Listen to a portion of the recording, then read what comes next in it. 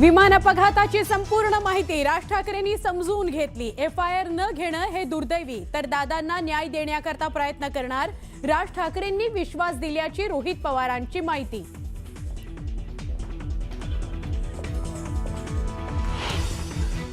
स्टेजवर असताना नीट वागा, महाराष्ट्र तुम्हाला बघतोय।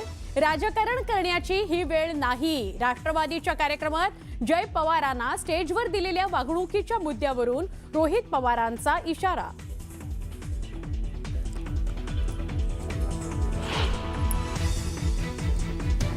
नवी दिल्लीतल्या कथित मद्य घोटाळा प्रकरणात माजी मुख्यमंत्री अरविंद केजरीवालांसह सिसोदियांची निर्दोष मुक्तता।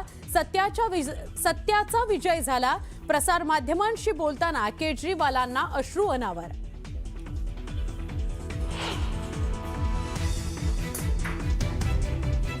भाजप प्रदेशाध्यक्ष रवींद्र चव्हाण राज्यसभेच्या उमेदवारांच्या नावाची यादी घेऊन दिल्लीला रवाना। राष्ट्रीय अध्यक्ष नितीन नवीन यांची घेणार भेट। वरिष्ठ नेते नावांवर शिक्कामोर्तब करणार असल्याची माहिती।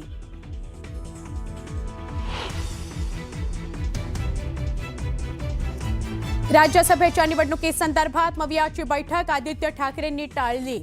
राज्यसभेच्या एका जागेकरता उबाठा सेना आग्रही। न्यूज 18 मराठीला सूत्रांची माहिती।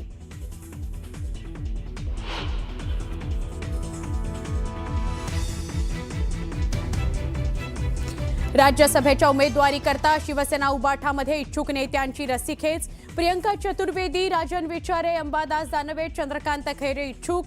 सूत्रांची माहिती। कुणाला उमेदवारी मिळते याकडे राज्याचं लक्ष।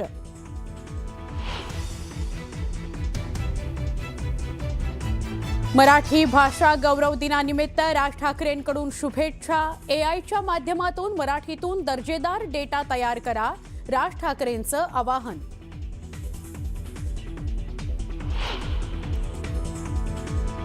आणि अमलकी एकादशी निमित्त संत ज्ञानेश्वर महाराजांच्या संजीवन समाधी मंदिराला आकर्षक फुलांची सजावट। माऊलींचं मनोहारी रूप पाहण्याकरता भाविकांची आळंदीत मांदियाळी।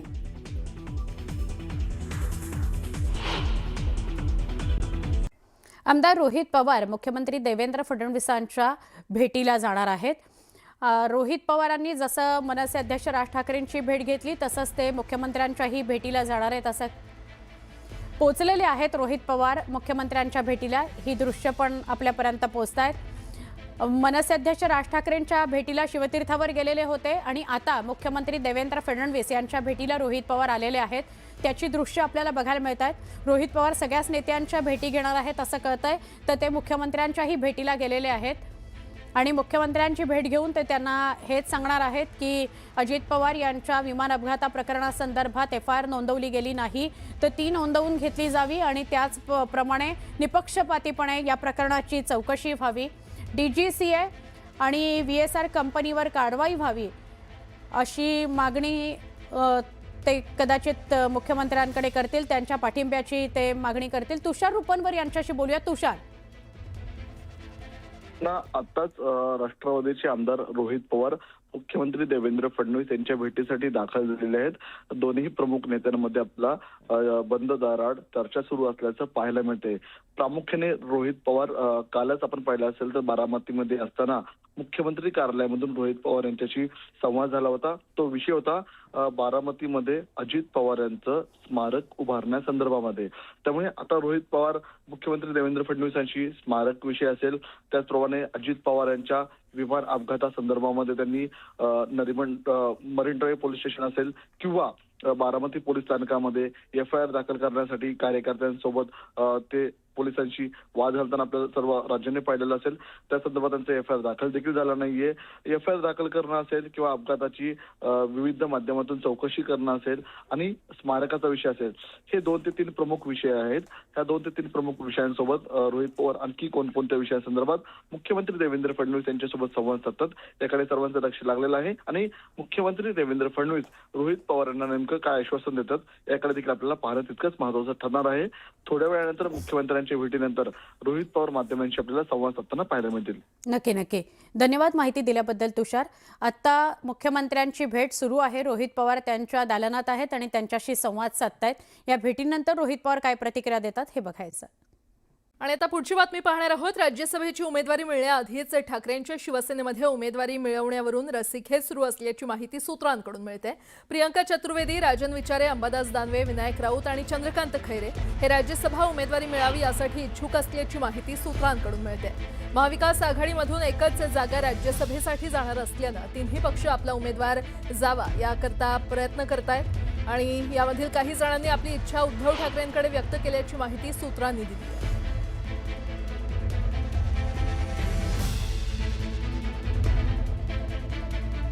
त्यामुळे महाविकास आघाडीमध्ये खरं तर रस्सीखेच सुरू असल्याचं पाहायला मिळतंय। उमेदवारी नेमकी कुणाला मिळणार याकडे आता सगळ्यांचं लक्ष लागलेलं आहे। ठाकरेंच्या शिवसेनेमध्ये देखील रस्सीखेच सुरू आहे। कुणाची वर्णी लागणार त्यामध्ये प्रियंका चतुर्वेदी, राजन विचारे, अंबादास दानवे, खैरे यांचंही नाव आहे।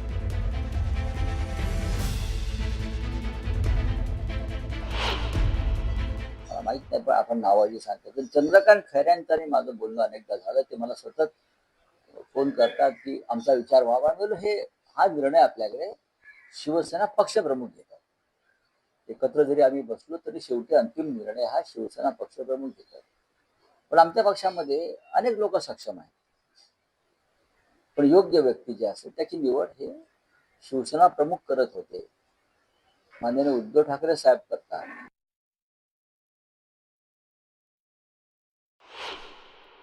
महाविकास आघाडीनं कोणाला राज्यसभेचा उमेदवार करावं हा त्यांचा प्रश्न आहे, परंतु त्यांच्यामध्ये समन्वय नाही, त्यांच्यामध्ये एकोपा नाही, त्यांच्यामध्ये एकमत नाही, एका आजचीच भाग नाही, पूर्वीपासून चालू आहे। फक्त आम्ही काहीतरी शिवसेना शिंदे साहेबांची आणि भाजप यांच्या विरोधामध्ये काहीतरी वेगळं विरोधक म्हणून उभे राहिलेलो आहोत अशा पद्धतीनं दाखवण्याचा आभास त्यांनी 3.5-4 वर्षामध्ये निर्माण केला, पण मतदारांनी सपशेल त्यांचा पराभव केला। राज्यसभेच्या निवडणुकीसंदर्भात महाविकास आघाडीची बैठक आदित्य ठाकरे यांनी टाळल्याची माहिती सूत्रांनी दिली आहे। आदित्य ठाकरे यांना 2 वेळा आज बैठकीला बोलावण्यात आलं होतं, मात्र आदित्य ठाकरे बैठकीला गेले नाहीत असंही बोललं जातंय। राज्यसभेची एक जागा ही ठाकरेंच्या शिवसेनेला मिळावी यासाठी आदित्य ठाकरे ठाम आहेत अशी चर्चा होते। तर बैठकीला केवळ शरद पवार गट आणि काँग्रेसचे नेते उपस्थित होते। ठाकरेंच्या शिवसेनेच्या नेत्यांनी बैठकीला दांडी मारल्याचीही चर्चा आहे। पुन्हा राज्यसभेवर जाण्यासंदर्भात शरद पवार यांनी कुठलीच भूमिका स्पष्ट केली नाहीये अशी सूत्रांकडून माहिती मिळते। तसेच राज्यसभेचा चेंडू आता शरद पवारांनी महाविकास आघाडीच्या कोर्टात टाकल्याची माहिती मिळते। राज्यसभेवर जाण्यासंदर्भातील भूमिका पवारांनी स्पष्ट न करता महाविकास आघाडीच्या नेत्यांशी चर्चा करण्याचा सल्ला पक्षाच्या नेत्यांना दिलाय। दरम्यान काल रात्री शरद पवार, जयंत पाटील आणि शशिकांत शिंदे तसंच जितेंद्र आव्हाड यांच्यात बैठक झाल्याची माहिती समोर आली आहे। मला माहित नाही त्याविषयी काय ते। जोपर्यंत महुयातले 3 पक्ष एकत्र बसत नाहीत तोपर्यंत हा तिढा सुटणारच नाही ना। आज प्रत्येक जण आपापला पत्ता फेकतो आहे। कोण 10 आमदारांच्या जोरावर, कोणी 16 आमदारांच्या जोरावर, कोणी 20 आमदारांच्या जोरावर। पण यापैकी एकही पक्ष स्वतंत्रपणे 7वी जागा जिंकू शकत नाही, हे सगळ्यांना माहिती आहे। पण राजकारणामध्ये जेव्हा अशी स्थिती निर्माण होते तेव्हा शेवटच्या क्षणापर्यंत ही रस्सीखेच सुरू असते। भाजपचे प्रदेशाध्यक्ष रवींद्र चव्हाण दिल्ली दौऱ्यावर रवाना झालेले आहेत। दिल्ली दौऱ्यावर राज्यसभेच्या उमेदवारांच्या नावावर चर्चा होण्याची शक्यता आहे। भाजप राज्यसभेसाठी 4 उमेदवार देणार आहे। हे उमेदवार कोण असणार यासंदर्भात केंद्रीय नेत्यांसोबत महत्त्वाची चर्चा झाल्यानंतर ही नावं जाहीर होण्याची शक्यता आहे। त्यामुळे भाजप नेमकं कुणाला संधी देतं हे पाहणं महत्त्वाचं ठरणार आहे।